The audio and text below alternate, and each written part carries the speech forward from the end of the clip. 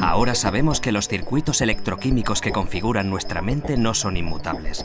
El entorno moldea continuamente el entramado de las neuronas. Los retos de la neurociencia apuntan a aprovechar esa plasticidad y encontrar los estímulos adecuados para tratar o incluso perfeccionar el funcionamiento del cerebro humano. Punset descubre hoy, junto al neurólogo Álvaro Pascual Leone, el funcionamiento de la estimulación magnética transcraneal, un método para modificar la actividad de las vías neurales sin la administración de fármacos ni la utilización de cirugía.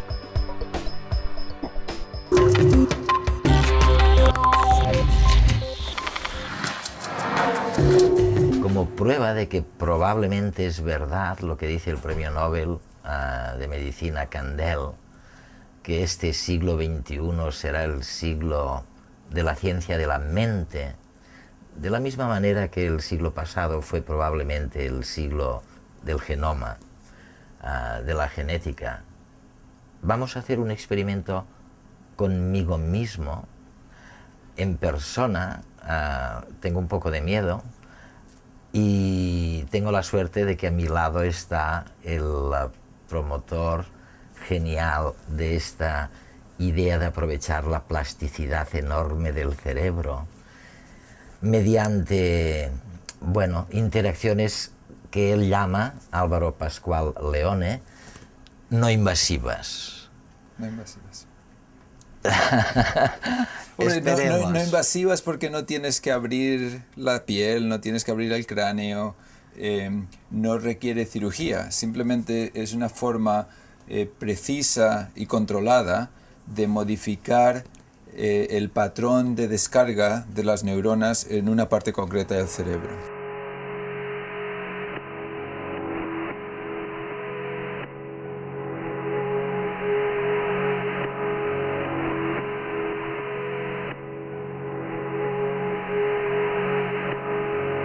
Y hay un ejemplo que me hablaba un científico que tú conoces, de un experimento que se ha hecho durante 20 o 30 años con una zorra salvaje. Y primero midieron la distancia a la que la zorra, cuando te acercas a ella, se aleja. Unas dejan que te acerques un poquito más, y otras, en cambio, empiezan a correr cuando estás relativamente lejos. Bueno, pues eligieron las que aguantaban más la presencia humana y estas las domesticaron. Y al cabo de 30 o 40 generaciones había cambiado el cerebro de la zorra. O sea que lo que tú me estás sugiriendo es que es posible cambiar el comportamiento de la zorra, en este caso del homínido, sin tener que esperar a 30 o 40 generaciones. Sí, exactamente eso. Esa es exactamente la idea. La idea es que nuestro comportamiento es consecuencia de cómo funciona nuestro cerebro, y nuestro cerebro, a la postre, es consecuencia de nuestro genoma. Entonces, el ejemplo que estás diciendo es la demostración de que cambios paulatinos en evolución en el genoma dan lugar a un cambio cerebral y a un cambio en el comportamiento. Pero eso dura años, generaciones y generaciones. De hecho, es algo muy poco adaptativo. Si esa fuera la única cosa que tenemos, nuestra vida, nuestra sociedad cambia infinitamente más rápido que generación a generación. Claro.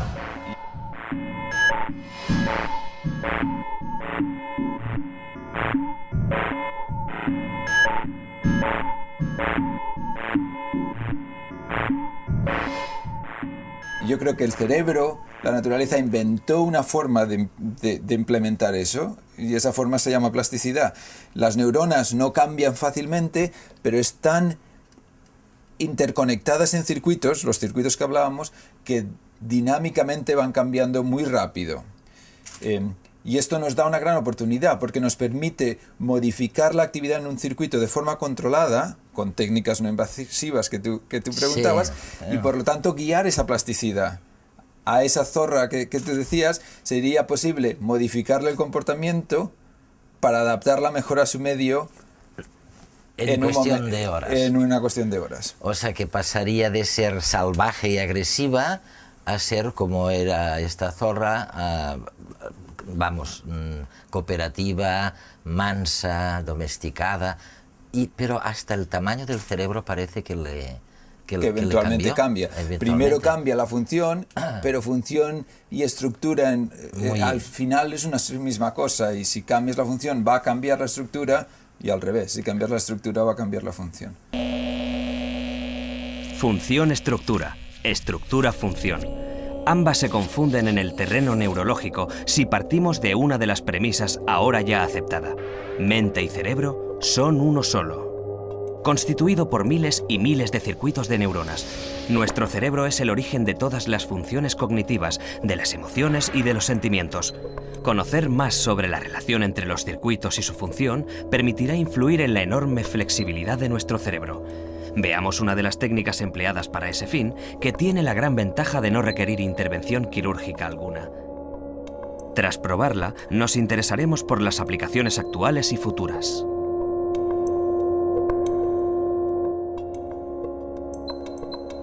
El experimento que vas a hacer conmigo, ¿qué vas a hacer? ¿Me vas a transformar en más salvaje? No, yo te voy a demostrar nada más el principio fundamental, la posibilidad de modificar la actividad de neuronas. Ah, sí.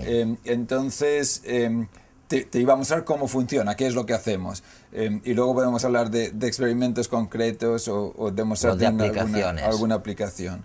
Muy bien. Pero la idea de estas técnicas es básicamente está basada en los principios de Faraday de 1830 y 38.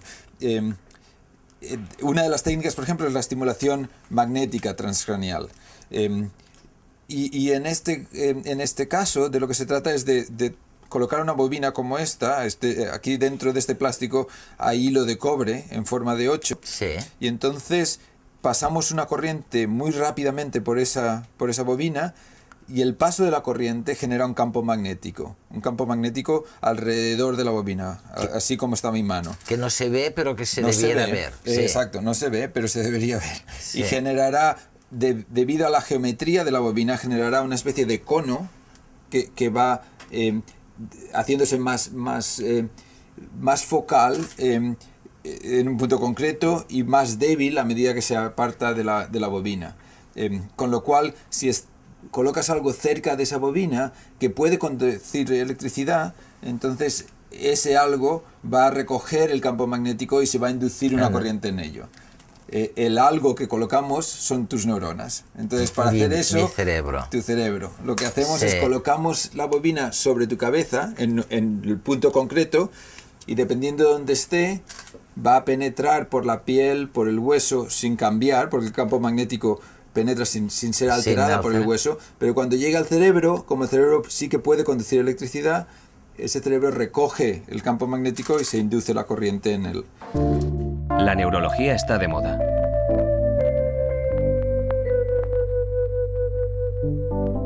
Los expertos han revelado grandes enigmas en los últimos 10 años. Hoy conocemos cada vez mejor el funcionamiento de nuestro cerebro.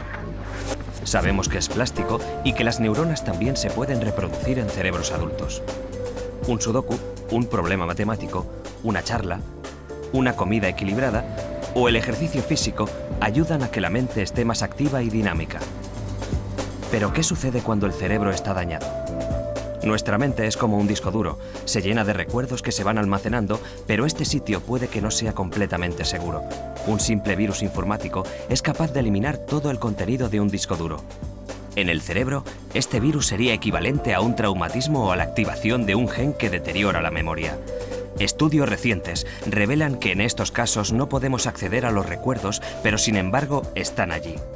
Un antivirus puede llegar a recuperar la memoria del disco duro y ahora, según nuevos hallazgos, una pastilla o un estímulo magnético podría hacer lo mismo en nuestro cerebro. Sin embargo, los avances no se quedan aquí.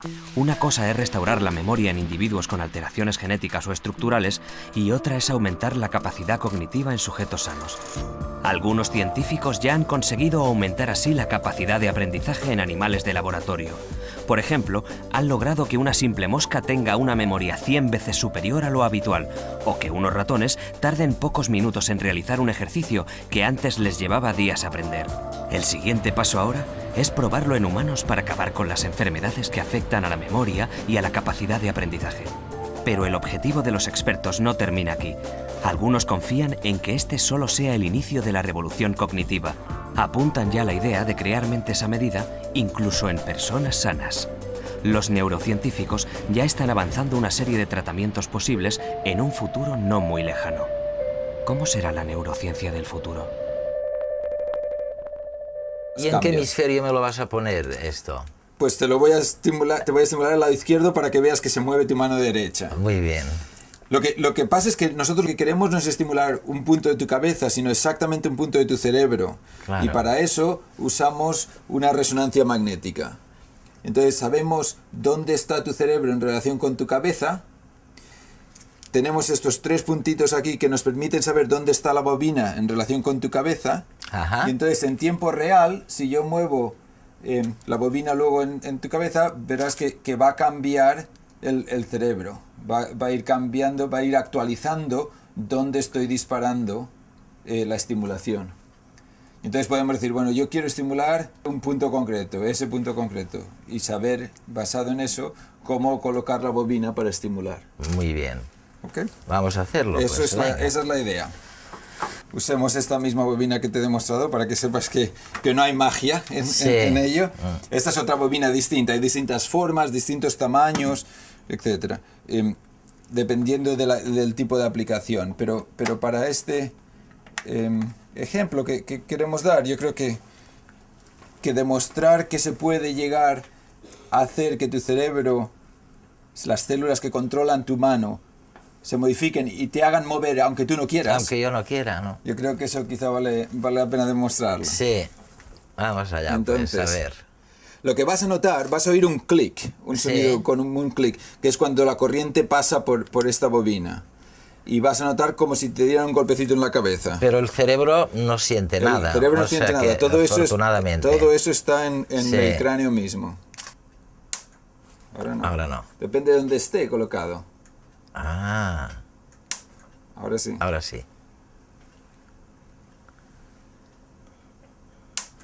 Ahora. Perfecto. Perfecto. ¿Qué se nota? O sea... Pues mucho miedo. Pero eso es previo a la estimulación. Claro. Eso es previo a la estimulación.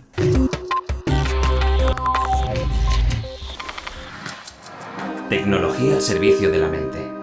La paciente X31 llega a la consulta del Dr. Brain con un solo objetivo. Quiere modificar su mente a pesar de su perfecto estado de salud.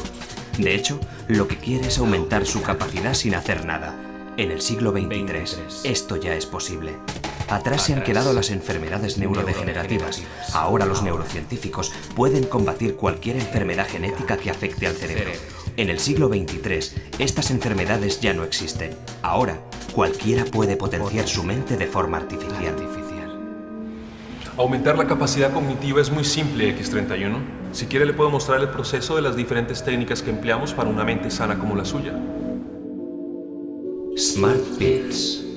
¿Quieres ser más feliz? ¿Quieres abandonar los celos? ¿Quieres ser más inteligente?